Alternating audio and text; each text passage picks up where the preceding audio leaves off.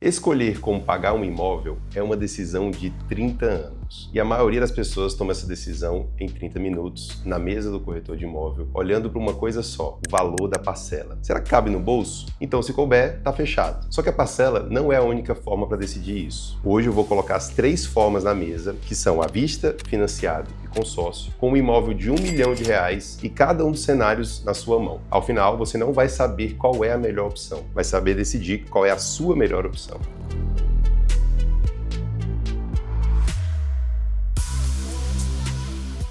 O caso que a gente vai trazer aqui é de um imóvel de R$1 milhão.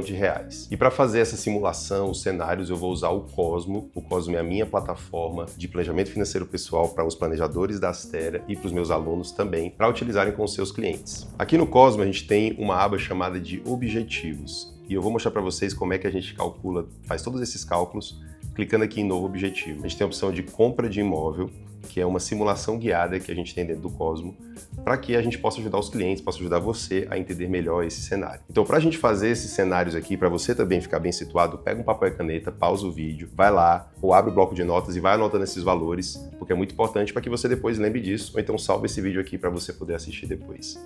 Então, a primeira coisa, a gente vai partir do pressuposto que você ainda não tem imóvel, tá? Você pode ter um imóvel que você também quisesse dar de entrada, mas a gente vai assumir que você não tem o imóvel. E o dinheiro que você já tem guardado para compra, eu vou colocar o valor de 250 mil. Então, a gente está assumindo aqui que o valor de 250 mil é o quanto você tem para dar de entrada para esse imóvel de R$1 milhão. A gente vai avançar.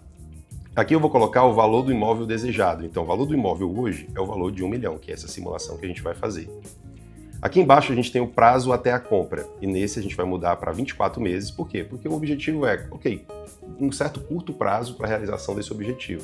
Então eu acredito que 24 meses é um prazo ok para a gente poder fazer essa simulação. Então a gente está em agosto, a gente está falando em agosto de 2028 é a data prevista. Qual é a inflação imobiliária estimada? A inflação do imóvel eu não vou entrar em tanto detalhe aqui, mas eu vou colocar ela em 2%, tendo em vista que a gente está com juros altos, mas essa simulação, essa inflação, ela pode variar e realmente pode ser diferente disso. Mas para nossa base aqui de cálculo, eu vou considerar uma inflação de 2%. O que isso significa, Léo? Significa que esse imóvel de R$1 milhão daqui a 2 anos, com a inflação de 2%, vai estar valendo R$1.040.400. Eu vou dar o avançar aqui, e aqui em cima você vai ver o saldo de FGTS para usar. Só para servir para a nossa simulação, eu vou dizer que essa pessoa ela tem também mais 250 mil para usar do FGTS. Ou seja, você pode ter ali metade do valor para comprar o imóvel de R$1 milhão. Então você tem 500 mil para dar de entrada para poder comprar o imóvel, seja agora ou seja daqui, por exemplo, a 2 anos, que é quando a gente vai fazer esse cálculo. Vejam o seguinte, que o total que você vai precisar juntar agora, a partir de hoje, é de R$540.400. Esse é o total. Por quê? Porque você já tem 250 mil guardado e 250 mil do FGTS. Para que você consiga comprar esse imóvel à vista, fazendo aportes mensais, você teria que investir todos os meses aproximadamente R$21 mil, certo? Então eu vou pausar aqui essa simulação agora só para explicar uma coisa para vocês e para vocês também anotarem aí. Vamos levar em consideração que fazer R$21 mil para você comprar um imóvel à vista em 2 anos está fora de cogitação. Agora, a gente tem que ter, a primeira coisa que você tem que ter na cabeça, quanto por mês do seu orçamento você consegue dedicar para a compra do imóvel, para o objetivo do imóvel. Aqui não estou falando se é para comprar à vista, financiado, parcelado, consórcio, o que for, mas quanto do seu orçamento você consegue, você dá conta. Isso é uma parte muito importante do planejamento e para isso você precisa conhecer bem o seu planejamento financeiro como um todo. Mas vamos dizer que você tenha por volta de R$6 mil, certo? Então, para comprar esse imóvel daqui a 2 anos, você pode dedicar R$6 mil, seja para comprar à vista, para comprar financiado, para comprar parcelado ou consórcio. Então, a gente vai levar em consideração aqui que esses R$6 mil hoje não dá para comprar à vista daqui a 2 anos. Você pode até comprar ele mais para frente. Mas para nossa simulação aqui, a gente vai adotar que R$6 mil é o valor, é a meta que você já sabe que você tem para o seu planejamento financeiro. E outra coisa, tá? Quando você aprende a fazer isso, você deixa de depender de ter um boleto para pagar e você sabe que consegue pagar, por exemplo, 6 mil por mês. Essa é a diferença de ter planejamento e de não ter planejamento. Bom, como a gente pode ver aqui na tela, o à vista seria o valor de 20.838. Então eu vou clicar aqui em financiado e a gente vai fazer a primeira simulação do financiado. Então aqui, quando eu clico em financiado, e depois eu vou escolher qual é os juros do meu financiamento, né? A gente pode falar de uma linha de crédito barata, que não vai ser o caso, vamos escolher aqui 12%, ou você pode fazer uma personalizada de acordo com a taxa que você consegue. Mas vamos adotar 12%, porque os juros nesse momento está alto de fato. E logo aqui embaixo a gente vai ter que escolher qual que vai ser a entrada estimada. Então veja aqui no percentual de entrada que você tem que dar, que conforme a gente vai subindo o percentual de entrada, vai aparecendo o valor que você pode poupar para essa entrada, certo? Eu vou colocar aqui para os nossos cálculos o valor de 63%, ou seja, a meta em 2 anos é você ir de 50% que você já tem para 63%. E para isso você vai poupar para essa entrada o valor de R$ 5.994, ou seja, eu estou fazendo um cálculo em cima dos R$ 6.000 que a gente colocou, que é o que está disponível no fluxo de caixa nessa simulação. Ah, Léo, e os juros com relação a esse investimento que eu vou guardando? Nesse momento não é tão importante, eu coloquei um juros conservador, um juros que é possível fazer, inclusive com rendimentos relativamente baixos, então não precisa se preocupar com isso agora, porque essa conta é mais importante do que os juros em si. E esse valor de R$ 6.000 é o que você teria que poupar por mês, para que daqui a 2 anos você tenha o valor de R$ 655.452. Então, como a gente está vendo aqui na tela, a sua entrada estimada vai ser de 655, que você vai tirar 250 mil do FGTS, do valor guardado, dos juros, e você vai precisar financiar daqui a 2 anos o valor de 384.948. Então, em resumo, do imóvel de 1.040.000, você vai precisar financiar 384.948. Aí a gente vai para a escolha do prazo. O que eu falei lá atrás do prazo de 30 anos é o que geralmente as pessoas fazem. Nesse caso aqui, está até um cenário positivo, porque se você fosse daqui a 2 anos fazer um financiamento com esse valor, você teria uma parcela inicial de 4.722, que é menos do que os 6.000. Então a pessoa dessa simulação aqui daria conta de pagar 4.722, mas também daria conta de pagar R$ 6.000, certo? Você está vendo aqui que tem a média e tem a parcela inicial. Por que a gente bota dessa forma? Porque o financiamento imobiliário ele tem a característica de ser a tabela SAC, que é o sistema de amortização constante. Esse sistema de amortização, a parcela vai reduzindo ao longo do tempo. Essa aqui vai ser a média e essa aqui é a parcela inicial. Então, o que eu vou fazer? Eu vou jogar esse prazo de financiamento e para a nossa simulação, eu vou usar o prazo de 15 anos. Porque 30 anos é bem longe, 15 anos ainda é longe também, mas eu vou usar 15 anos porque se torna mais realista aqui com o que a gente quer falar, como a gente quer trazer as informações. Então, 15 anos quer dizer que essa parcela inicial seria de 5.791, ou seja, muito próximo dos R$ 6.000 dentro do fluxo de caixa dessa simulação. Aqui a gente tem o valor da média, o valor da parcela inicial. Como eu falei, esse 5.791 ele vai ter uma queda ao longo desses 15 anos. Aqui a gente já tem um resumo, então se você for comprar à vista daqui a 2 anos, se você conseguir juntar o valor de quase 21 mil por mês, você vai comprar um imóvel no valor de R$ 1.040.400. Você vai ter que pagar mais barato do que isso, porque você vai ter juntado menos e vai ter usado os juros para comprar esse imóvel à vista.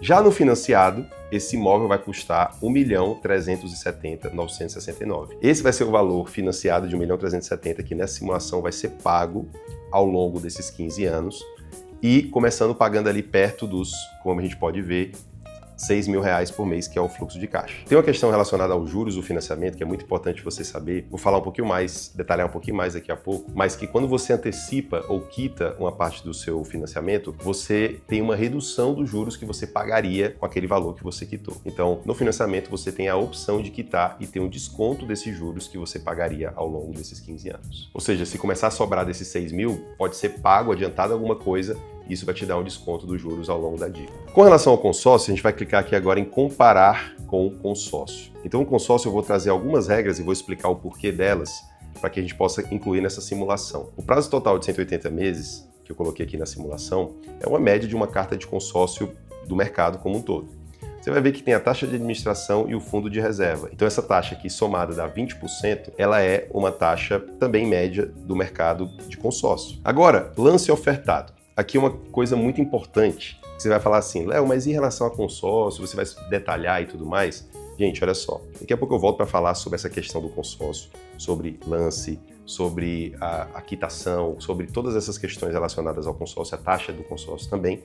Mas para agora, eu vou só colocar aqui, depois eu explico, o valor de 55% do lance ofertado. Logo abaixo a gente tem o reajuste anual pelo INCC. Se você não sabe, geralmente a carta de consórcio ela tem um reajuste do saldo devedor anualmente. Então no mês que você compra, daqui a 1 ano, você vai ter que reajustar o saldo devedor pelo INCC ou alguma outra taxa que esteja no seu contrato de consórcio. Mas todas têm, é uma regra basicamente que toda carta de consórcio usa e que é bom você dar uma olhada também se você já tiver uma carta de consórcio vigente. Então aqui a gente vai fazer uma simulação, né? A gente tem uma simulação otimista, conservadora ou base para o INCC. Ela é editável e eu vou adotar aqui o valor de 6% ao ano de correção dessa carta de consórcio. Então veja que o valor do lance deu 660 mil, que é muito próximo daquele valor de 655 mil que tem que ser juntado para a entrada. Só que tem uma diferença, esse 660 mil, 55% dele, que é o valor desse lance, é em cima do valor de 1.200.000. Por que 1.200.000? Porque quando você pega uma carta de consórcio e vai dar o lance é em cima do valor da carta